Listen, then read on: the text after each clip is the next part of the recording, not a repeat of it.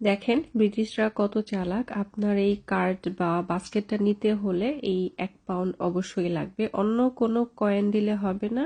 1 পাউন্ডের কয়েনটাই হচ্ছে এখানে লাগে।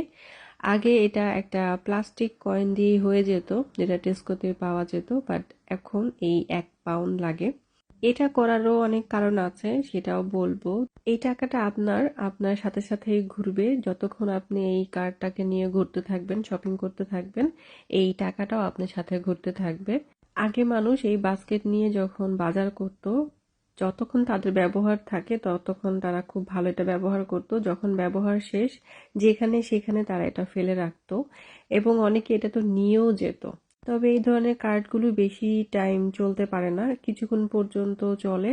একটা দূর পর্যন্ত গেলে এটা আর চলে না, বন্ধ হয়ে যায় চলা। তারপর কিভাবে কিভাবে মানুষ এটা নিয়ে যেত। আর সবচেয়ে বড় কথা, অগোছালো ভাবে এই টেস্কোর সামনে বা বড় বড় শপিং মলের সামনে এরা ফেলে রাখতো। এখন যেহেতু 1 পাউন্ড এখানে ঢুকাইতে হয়, তখন তারা এরকম ভদ্রভাবে সুন্দর করে লাইনে রেখে এই 1 পাউন্ড বের করে নিয়ে যায়। এই 1 পাউন্ড তো কেউ আর ফেলে রেখে যেতে চায় না। যদি এখানে সেখানে এটা ফেলে রাখে তাহলে তো এই 1 পাউন্ড বের করতে পারবে না। 1 পাউন্ড বের করতে হইলে এই যে আরেকটা থাকে ওইটার পিছনের লকটা দিয়ে, চাবিটা দিয়ে এটাকে খুলতে হয়, তাহলে 1 পাউন্ড বের হবে, আদারওয়াইজ এই যে বের হবে না। তাই সবাই টাকার মায়া এই কার্ডটাকে সুন্দর করে গুছায় রাখে।